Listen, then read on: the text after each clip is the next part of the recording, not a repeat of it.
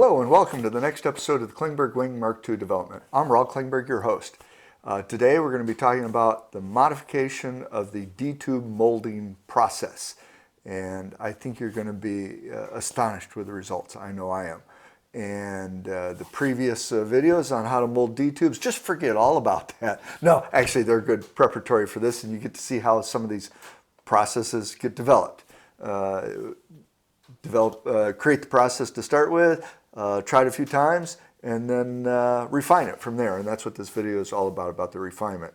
I think you'll find the new process to be fascinating, and I look forward to seeing you again at the end of the video. So here we go.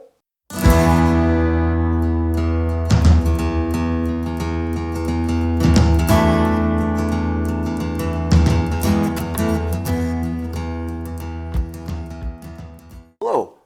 The video you're about to watch is about the making of these parts, the D-tube sections for the center section of the wing. And I had a wonderful intro that showed all the components that go into this and how I'm going to make the part using the revised process. And there's a little problem with the video, no sound. So here I am today to shoot a new front to the video that explains the basic process that you're about to watch. And because all of the parts were consumed in making the component, I don't have those to show anymore. So I've had to pull up some samples here and explain the basic process, the changes that I've made, and then you'll be able to watch me actually make this part and the sister part on the other side in fast forward. So actually overall the video goes pretty quick. Basically what I've done with this molding process for the D-tubes is to switch it from what is essentially a one-step or one-shot process into two discrete portions of the process. And that has allowed me to do a couple of things that ends up with parts that are absolutely stunningly smooth and gorgeous. Sometimes you got a good one, sometimes you didn't. Now it's a consistent process. Repeatable, doable by anyone. So the basics of it are the foam core, the surfacing material that creates the smooth outside surface of the part, the outer layer of composite materials, an inner layer of composite materials, and a peel ply layer that lets them all release and provides a good bonding surface. So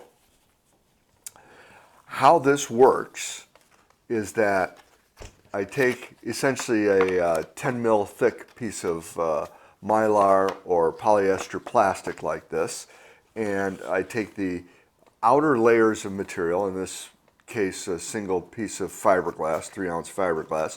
It can be anything, could be carbon fiber, could be Kevlar, any material that you want to have out here, any number of layers, 3, 4, 5 layers.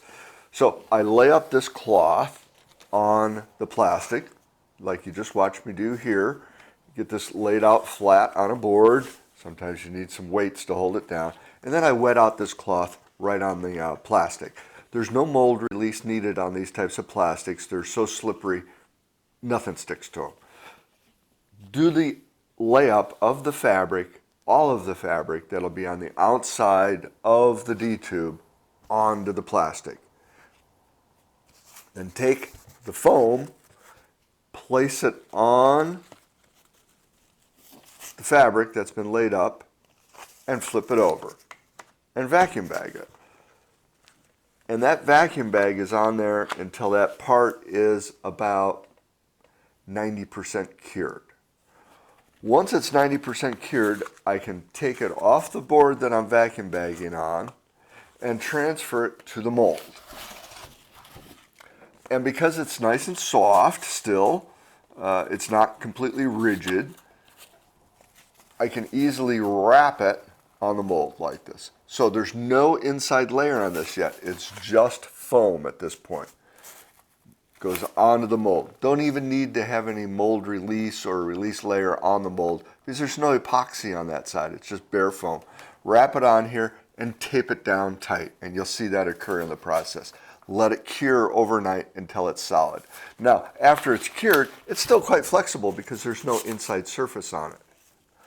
Then, cover the mold with like construction plastic, any kind of cheap plastic that we're going to throw away that provides a release layer so that nothing sticks to the mold. Once that's in place and stretched tight, lay up some peel ply. This is just 1.8 ounce Dacron cloth. Lay that up flat on a table. Take the inside layer of cloth that's going to go on the inside of the sandwich panel, place it on the peel ply, and wet it out with epoxy. Once this is wetted out, what I believe to be completely wetted out, I flip it over. Flip both pieces over, and then we'll always find on the backside that there are areas that are not quite fully wetted out, and that shows by variation of the color of the peel ply.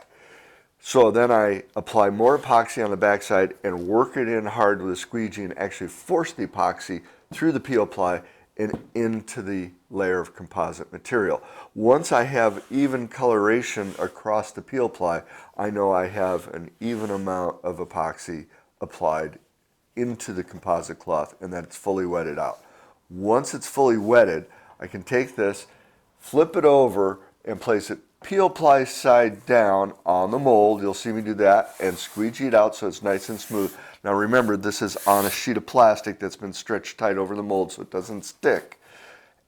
Once that's down tight and smooth, no wrinkles, then I can take my previously cured section of D-tube that doesn't have an inside surface on it. Let me rearrange these parts. So these are still like this, and these are in a pre-cured, or not pre-cured, these are in a cured status. I don't take the mylar off, that stays on the sheet, and then wrap onto the currently wet, uncured inner layer. And then this whole thing is vacuum bagged and allowed to go to full cure. And then the part can be removed, and we get this. Now, by making it a two-step process, it gives me a couple of advantages. Number one, which I just tripped over accidentally, throughout all of these processes, it becomes necessary at various points to seam the foam core material. The sheets just aren't large enough to make the parts that I'm producing for this glider. And in the past, I've butt glued them together with CA and then sanded the joint smooth. No matter how much work I put into that, there was always a bump there. So by having the two-step process, I can simply use some masking tape to pull those seams together, seal them up on this side, and then when this gets applied to the wet outer layer on the mylar, it gets vacuum bagged like this. The vacuum bag forces some of the epoxy into this seam. And the part gets molded, so the seam is partially joined together at that point.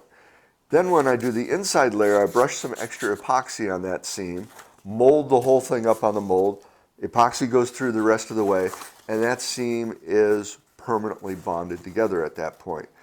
And because it's done under vacuum bag both times, this seam will be perfectly flat and smooth.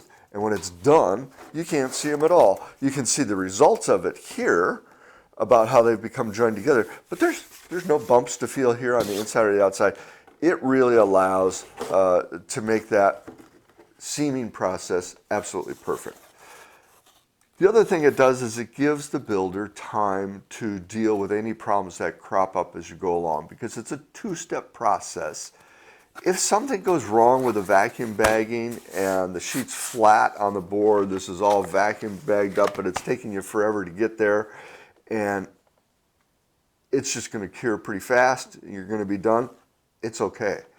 If this cures all the way flat, I've discovered that even on the tightest of radiuses, or radii, out on the wingtip panels, you can take a cured sheet of this stuff and it will still wrap around the mold. It's a little bit tougher to do, it's a little resistant. It's better to do it before it's fully cured. But here you have the option that if something gets in the way and it gets cured out flat, it's okay, you can still wrap it on the mold. So that allows for variances for problems as you go along, and it gives you two chances to mold up the part. It also gives you a chance to inspect this panel before you do the inside. So if there's a problem with the panel, something went wrong when you wrapped it on the mold, you're only throwing away 2/3 of the material. You're not throwing away all of this inside layer material. And then when this process is done, when you're smoothing out the inside layer on the mold first, that allows you to get any wrinkles out of it. The previous process, where everything was laid up in a sheet and I attempted to wrap it on here, well, the radius of curvature on the inside, the curvature path on the inside is shorter than the path on the outside, requiring the material to shift and move as I put it on the mold. That would require the foam to actually slide against the fabric that has epoxy on it. It's very hard to do that. And occasionally it would buckle and cause problems. That doesn't occur now. Because this gets put on here nice and flat, this is already cured, easy peasy, slip it over it, vacuum bag it, part's done, comes out perfect every time. So we're going to switch over to some fast forward. You'll watch me make these parts, and I'll give you a little bit of narration as we go through the fast forward so you understand what's going on. Sorry for the hiccup and not being able to show you these actual parts getting prepped to be made. Hope you understand with the small samples what's going on, and let's get to it. I'll be back at the end to explain this whole part. Thanks for watching.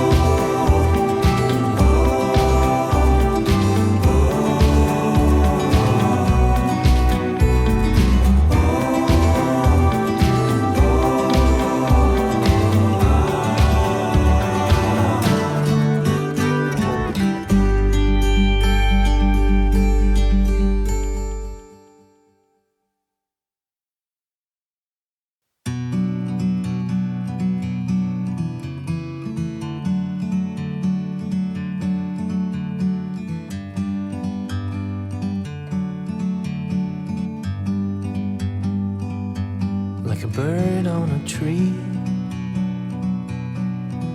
I'm just sitting here. I got time, it's clear to see. From up here, the world seems small. We can sit together. It's so beautiful, you and me. We meant to be in the great outdoors, forever free.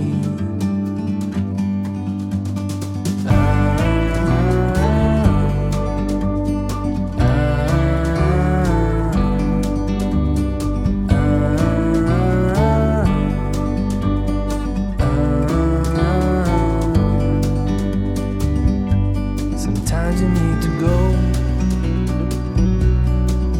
and take a step back to see the truth around you. From a distance you can tell.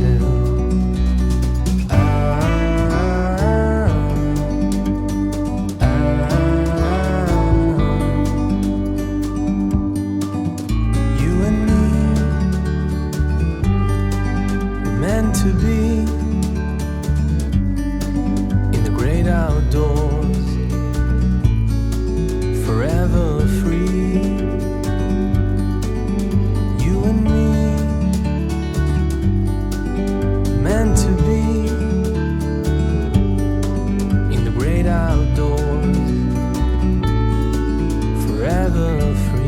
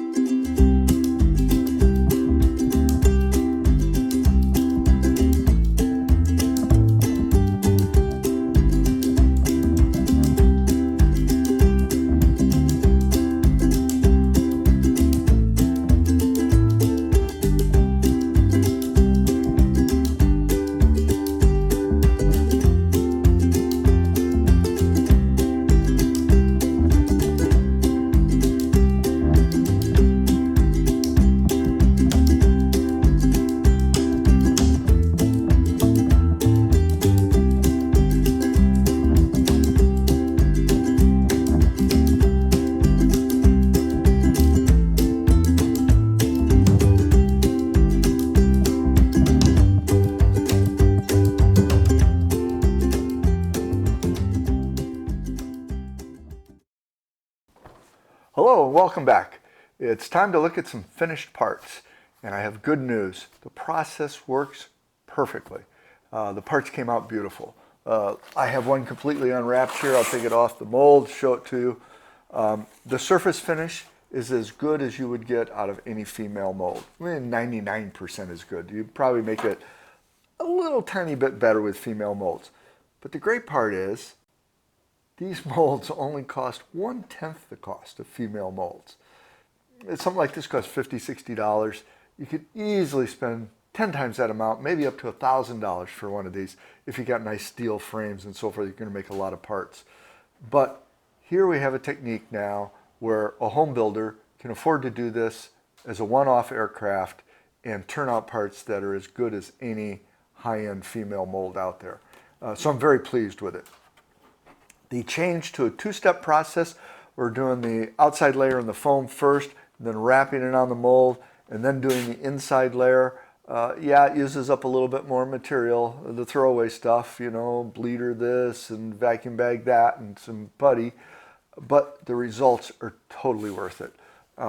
Let's just take a look at that here. I'm going to hold this at a few different angles, and hopefully you can see this is a near mirror finish in this. I can clearly see the lights on the ceiling 8, 9, 10 feet away. There is a very slight amount of waviness to it, but that'd be hard to get out of any mold. And I'm absolutely thrilled with this. It's good enough even for laminar flow airfoils. So this is a methodology that could be used for gliders, powered ultralight aircraft, all different types of things. Good for the modeling world also. So a little bit of work over the last couple of years has produced a method that I think is usable by just about anybody. Let's take a look at some of the other features of this. One of the things that's interesting to me is this revised process of joining up the foam sections. Quite often the foam isn't large enough to make a whole part. You have to join pieces together. In the past I had been butt gluing them together with CA glue and then sanding them smooth. And no matter how much work I put into that, it was never perfect. There was always a little wave or bump. But this process, because it's now a two-step process to mold these parts, I can tape the foam together with masking tape on one side and glue the other side down to the outer layer, and then spread a little extra epoxy on the seam and then do the inside layer. And let me tell you, this is as even as you could possibly hope for. You really can't feel it. You certainly can't see it. And it's darn near perfect. You'd never know that there's a seam here. It really works out well. Of course, you have to try to work with pieces that came from the same sheet of foam. Piece of foam does vary a few thousandths of an inch from sheet to sheet.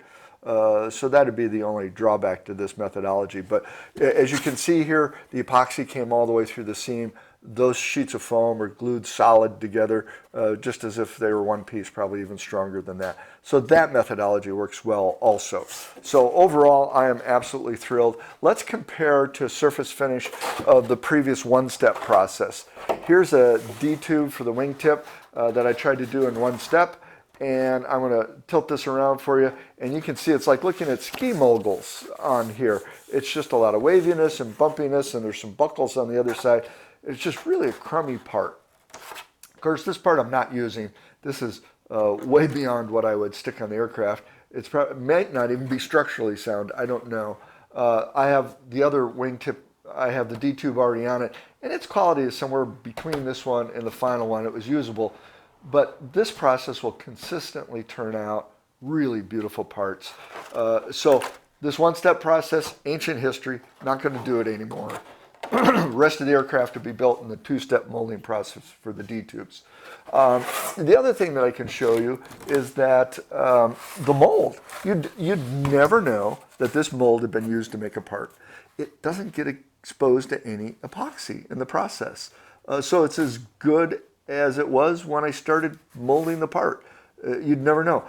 As long as you take care of this and use some care, you could use a mold like this indefinitely. And all it is the hot wired foam with one layer of fiberglass scrim cloth on it, which is very lightweight, very inexpensive, and then some cheap automotive gray primer, and it's just super. You don't need a super smooth finish on it because it's on the inside. It doesn't matter.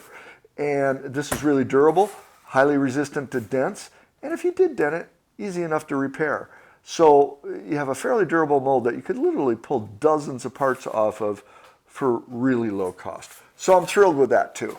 Let me show you a little bit about the process I used to run the parts through. This one is how I would nominally do it. This still has the Mylar on the sheet on the outside that forms the smooth surface. You see it's full of gunk and tape and glue and stuff. And I'm leaving it on here to protect the part while I trim it to size to fit the framework. And I would have done that over here on this part, but I wanted to weigh it, show it to you, take a look at it myself.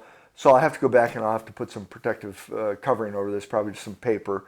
and protect the surface while I'm processing it.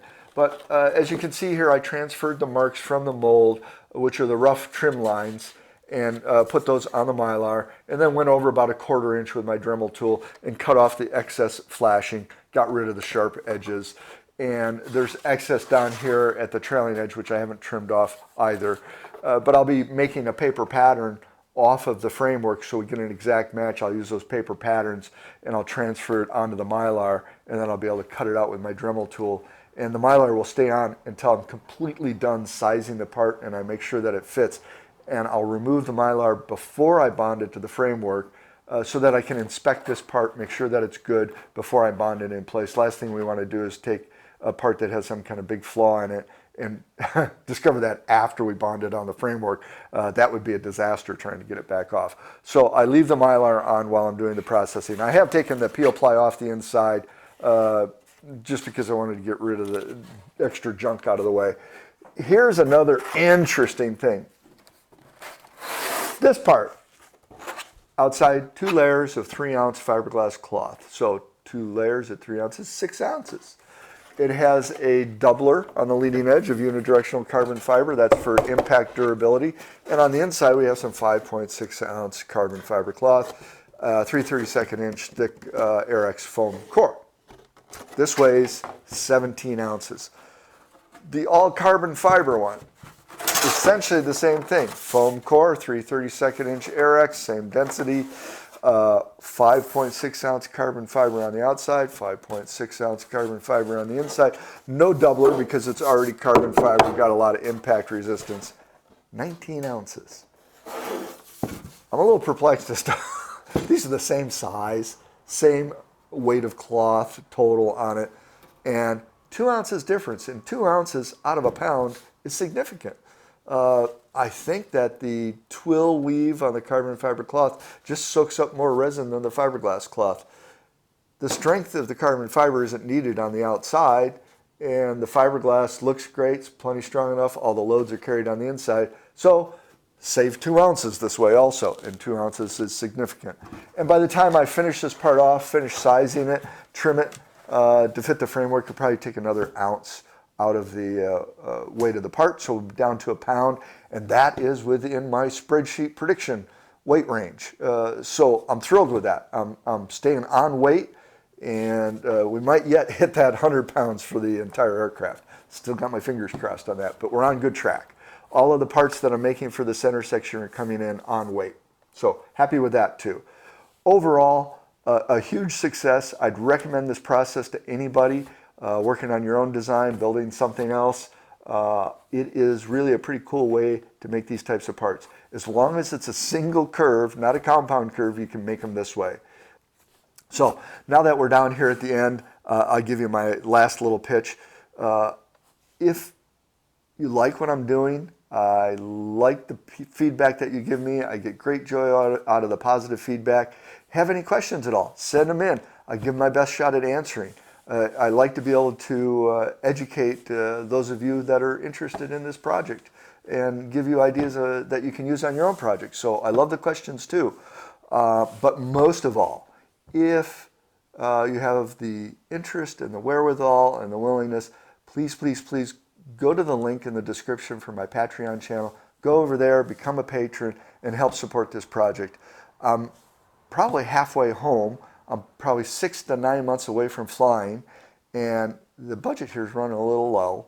I had money set aside for this project. It has certainly been much more expensive than I thought because of all the preliminary work up front.